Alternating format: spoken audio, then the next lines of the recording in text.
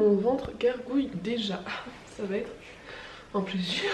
Je suis sûre que vous n'êtes pas sans savoir que Steph de la chaîne Piketty Bookin organise au mois de mai, depuis 4 ans maintenant il me semble, un challenge qu'elle appelle le mois de la fantaisie, et pendant lequel on va lire donc de la fantaisie pendant un mois complet. Et quand j'ai vu sa vidéo tomber sur YouTube, je me suis dit, eh bien parfait, puisque je lis à peu près que ça en ce moment, donc que demander de mieux.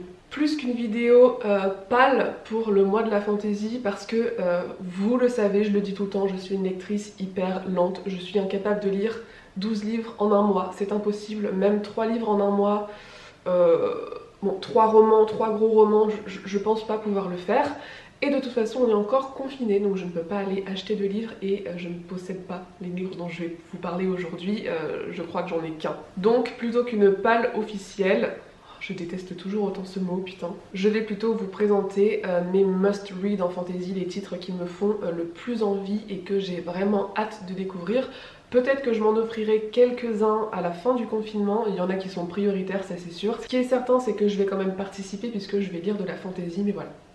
Vous savez, je ne vais pas lire tous ces livres, j'avais juste envie de vous les montrer et puis c'est la bonne occasion aussi pour que vous me disiez ce que vous en pensez, si vous les avez déjà lus. Cette année, Steph a créé des catégories en rapport avec Le Seigneur des Anneaux, voilà, dans lesquelles elle a casé quelques petits critères et contraintes. Et ensuite, à nous de piocher les livres en rapport avec ces catégories qui nous font le plus envie, et moi je vais vous montrer ça tout de suite. D'ailleurs, j'ai pas les noms des catégories en tête, mais tout sera en bas avec les livres associés, voilà, on va faire bien en description. D'abord, il faut lire un livre avec des créatures fantastiques et pour ça j'aimerais beaucoup lire le 2e tome des Mémoires de Lady Trent de Marie Brennan. J'avais lu le 1er tome il y a à peu près 2 ans déjà et j'avais beaucoup aimé, donc j'aimerais découvrir la suite forcément. Ici on est sur de la fantasy qui s'inspire de l'Angleterre victorienne avec une héroïne qui veut absolument étudier les dragons. Donc on est dans un monde où les dragons existent, pas forcément en tant que créatures magiques, mais en tout cas c'est quand même des spécimens hyper rares et fascinants. Et notre héroïne, Lady Trent, a ce petit côté féministe qui va faire que elle ne va pas écouter tous les diktats de sa société qui lui disent qu'elle ne peut pas devenir naturaliste, qu'elle ne peut pas être une femme et une scientifique en même temps, et elle va partir à l'aventure pour aller chercher des dragons et les étudier. J'avais vraiment beaucoup aimé le tome 1, dans mon souvenir c'était assez bien écrit, c'était plutôt drôle, le personnage principal est hyper sympathique à suivre et puis ce petit côté féministe dans de la fantaisie inspirée de l'Angleterre victorienne, j'avais trouvé ça hyper nouveau, hyper rafraîchissant. Et ouais, j'ai vraiment hâte de découvrir ce tome 2. Ensuite, il faut lire un livre écrit par une autrice ou dans lequel on va retrouver une héroïne badass. Et pour ça, je me dis qu'il serait grand temps, mais là vraiment j'ai honte, que je lise le dernier et 3e tome donc de la 5e saison de N.K. Jemisin. J'ai déjà parlé de la 5e saison plusieurs fois sur ma chaîne il me semble. C'est un livre que j'ai lu le 1er tome, je sais pas, il y a 5 ans. Il y a vraiment longtemps. Ça avait été un énorme coup de cœur, j'avais un peu moins aimé le 2e qui souffrait du syndrome du 2e tome, que j'avais trouvé vraiment en dessous et dans lequel il se passait pas grand chose. Mais j'ai tellement hâte de découvrir la suite. Je pense que je repousse aussi parce que j'ai un petit peu peur de voir ce qu'a fait Jemisin, puisqu'elle est sans pitié, hein, on va pas se mentir. En plus Cornelius a dit qu'il avait pleuré à la fin. Voilà, j'ai peur, mais il va falloir terminer cette saga un jour ou l'autre. Et sinon j'ai une alternative avec Red Sister de Mark Lawrence qui a été traduit sous le titre de Sœur Écarlate en français et dont je ne sais pas beaucoup de choses si ce n'est que la booktubeuse canadienne Books with Emily Fox adore ce livre, elle en parle tout le temps comme un de ses préférés en fantasy. Il y a Perfect Flow aussi sur le booktube francophone qui aime beaucoup cette saga et qui m'a aussi donné envie de la lire. Je n'en sais pas grand chose si ce n'est qu'on va suivre une nana qui est dans une espèce d'école pour nonnes un petit peu badass, donc dans un univers de fantasy. Voilà, j'ai l'impression que ça casse des gueules, qu'il y a de la magie, qu'il y a une ambiance un peu sororité qui m'attire de ouf.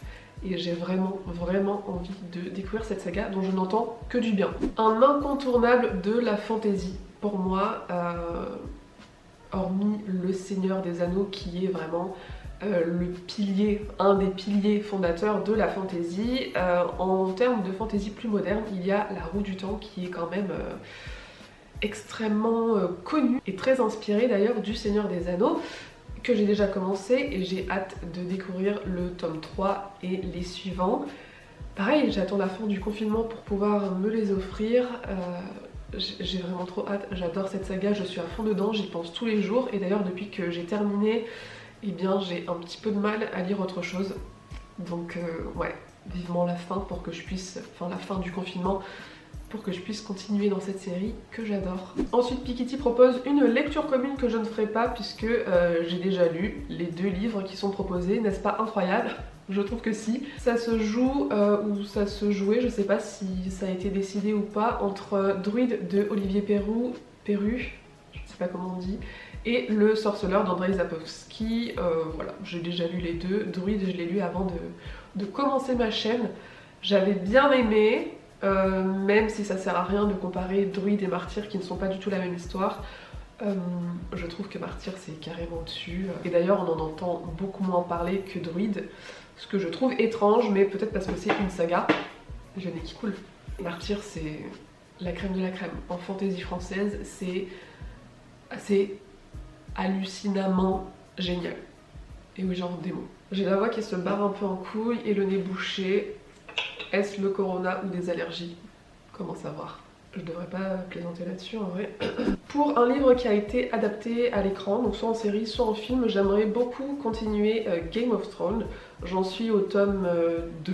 Voilà, tout simplement. J'ai lu le premier il y a 2 ans aussi à peu près, j'ai vu toute la série. J'ai été assez choquée de voir à quel point le premier tome de la saga et la première saison de la série était hyper similaire. Ça a été adapté hyper fidèlement je trouve. Je sais qu'apparemment ça prend des directions un petit peu différentes entre les livres et la série dans les... plus on avance dans l'histoire. Et du coup j'ai vraiment hâte de continuer la saga puisque s'il y a des choses qui divergent de la série, et je sais qu'apparemment il y en a beaucoup, et bien j'ai très hâte de découvrir ça. D'ailleurs Georges, c'est toujours quand tu veux pour écrire la suite. Si tu pouvais nous faire quelque chose de mieux que la fin de la série, on t'en serait vraiment tous reconnaissants je pense. Ensuite il faut lire un tome d'une saga, peu importe quel tome, peu importe quelle saga. Et moi puisque je suis un petit peu tarée dans ma tête, que je me dis que j'ai pas assez de sagas en cours, j'aimerais bien en commencer une nouvelle qui est d'ailleurs pas encore traduite en français. J'aimerais bien que ça le soit, histoire que ce soit accessible aux gens qui ne comprennent pas l'anglais. J'aimerais beaucoup lire Jade City de Fonda Lee, qui est pour l'instant le seul et unique tome publié de ce qui sera une future trilogie, de ce que j'ai compris. De ce que j'ai vu des avis et des résumés, ici on est dans de la fantaisie urbaine qui serait un genre de croisement entre un film de gangster, un film de kung-fu et de la fantaisie du coup. Et franchement, si ces 3 ingrédients réunis ne vous donnent pas envie de lire ce livre, je ne sais pas quoi dire d'autre. Ouais, apparemment les gens disaient c'est un genre de parrain croisé avec un film de kung-fu et tout ça dans un univers de fantaisie. Mon dieu, mais ça a l'air trop bien. On est donc dans un univers où le jade est la ressource principale et est contrôlé apparemment par des familles, des clans.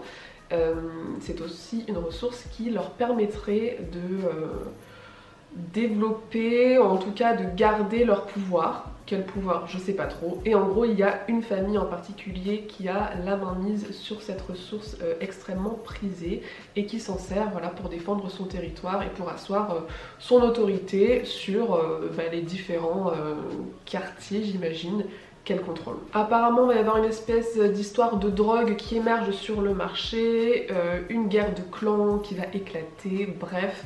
Ça a l'air trop bien. Je pense que je vais adorer ce livre, j'ai vraiment un très bon feeling. Et oui, apparemment les personnages sont hyper bien développés, ils ont chacun une essence propre. Ce que je dis ne veut rien dire. Bon, vous remarquez quand je prépare pas du tout mes vidéos. Pour ce mois de la fantaisie, Steph nous engage à lire un livre qu'on redoute de lire, que ce soit par sa taille, par sa potentielle difficulté ou parce qu'on a peur de pas aimer. Moi je redoute de lire, et ça va peut-être vous surprendre, Les Aventuriers de la Mer de Robin Hobb, parce que j'ai appris qu'on ne suivait pas du tout les mêmes personnages que dans l'Assassin Royal, la première époque. Vous êtes hyper nombreux et nombreuses à m'avoir dit que vous avez adoré Les Aventuriers de la Mer, que vous avez limite encore plus aimé que l'Assassin Royal. Et franchement je vous crois, j'ai confiance à 100% en vos avis. mais ça ne m'empêche pas d'avoir une petite appréhension en me disant putain merde, je vais pas retrouver mes petits personnages chouchous de l'Assassin Royal, même si je sais qu'on va y revenir dans la deuxième époque. Mais ouais, je redoute un peu de lire Les Aventuriers de la Mer parce que je me dis, oh, bah imagine, j'aime pas en fait. Mais je pense pas, je sais que je vais aimer. Mais bon, ça n'empêche pas que... Ah, j'ai envie, mais en même temps, bah ouais, j'ai un petit peu peur. Ensuite, il faut lire un livre avec des nains ou des elfes, des chevaliers ou des membres du petit peuple. Pour cette catégorie, j'ai un petit peu galéré à trouver, mais j'ai l'impression qu'il y a un titre chez Albin Michel Imaginaire qui pourrait rentrer dedans et qui pourrait aussi me plaire. Et ce livre, c'est Rivage de Gauthier Guillemin, donc en plus c'est de la fantaisie française, ça fait toujours plaisir. De ce que j'ai compris, on va suivre l'histoire d'un mec qui découvre un genre de forêt sacrée qui donc abrite des êtres un petit peu magiques. Je sais pas si ça rentre exactement dans les critères, mais bon, on va dire que oui. Et apparemment cette forêt n'accepte pas les humains et il va devoir se battre pour y rester parce que il me semble qu'il a un petit peu trouvé une petite go qui pourrait lui plaire. Voilà, ça a l'air d'être une histoire un petit peu lente, contemplative. J'espère que c'est bien écrit. J'ai pas trop vu d'avis dessus, mais ouais, je suis curieuse de le découvrir. Bien sûr, on n'allait pas y échapper, il faudra forcément sortir une relique de notre pal. Je n'y fais vraiment pas. Je n'ai qu'une seule relique de fantasy, et ce n'est autre que De sang et de larmes de Thomas John. Ici on est sur un deuxième et dernier tome de saga. Je ne sais pas si vous connaissez. Il me semble que cette série n'est plus du tout éditée, mais c'est la suite de La Cité Noire que j'avais beaucoup aimé, mais par contre c'est horrible. Là je prends un coup de vieux, mais j'ai lu le premier tome genre il y a 10 ans. Sauf que dans ma tête c'est comme si c'était hier, et d'ailleurs j'en ai encore d'assez bons souvenirs. Ouais, relativement, mais ça me fait vraiment bizarre de me dire que c'était il y a une décennie et que je n'ai toujours pas lu le 2. Mais j'avais vraiment beaucoup aimé. Ici on est sur de la dark fantasy dans laquelle, alors il se passe plein de trucs.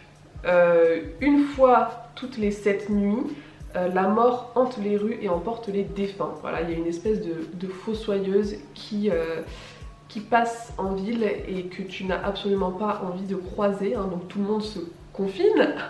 C'était pas drôle.